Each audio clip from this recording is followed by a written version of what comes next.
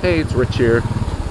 This morning I promised you a bit of bad weather journalism, and here it is in the form of a few minutes of riding down Fifth Avenue with, we were hoping for snow. In fact, all this is wintry mix. It's snow when it falls out of the clouds, but it's almost thawed, almost rain by the time it hits the ground. Just a nasty afternoon, but it's a good time to show you a little about good riding techniques when you're out in weather like this, because anyone who rides on a regular basis is going to find himself or herself caught in the rain, even if you think of yourself as a dry weather rider. So how do you make it home safely? Well, the first thing is waterproof bags. I have a good backpack on that will hold up to this level of weather, and my tank bag too is gonna make it. You want a good full face helmet with a shield that keeps the rain out. I'm wearing one here. This is an HJC mid-range helmet. I'm very happy with it. And the most important other basic thing to keep in mind is that you need to do everything a lot more gently when you're riding on a slick pavement, because a significant share of your traction is gone. I think you lose 20 or 25% of your traction, which means your tires don't grip as well. You're more prone to slipping if you find yourself off balance or are in a curve and you're where your tires start not contacting the road quite as fully. There's some snow. I can see flakes now. So we're hovering right around freezing. So in terms of making sure that your riding style is gentle, especially in curves, be aware of what you're doing.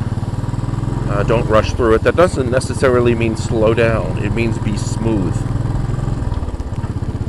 We're riding across here across Waverly Place,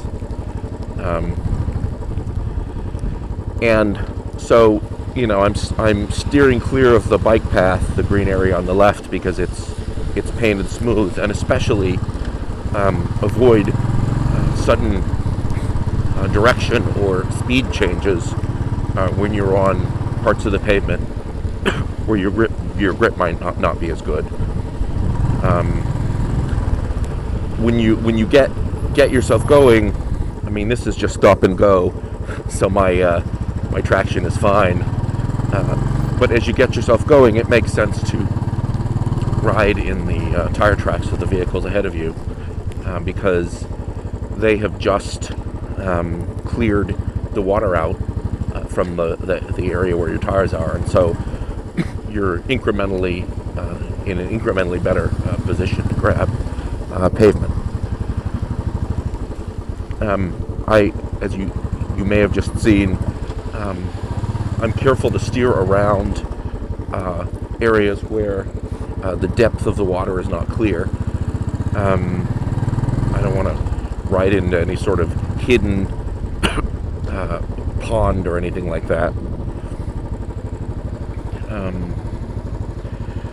And the other thing is, when the temperatures are just a little colder than this, right now it's about 40, 38, 37 degrees. When it's a little colder than this, I'm very careful in watching for ice. If I feel ice underfoot in my boots when I'm walking, I won't ride. It's the same, roughly the same judgment that I make when I'm deciding whether to take the bicycle out.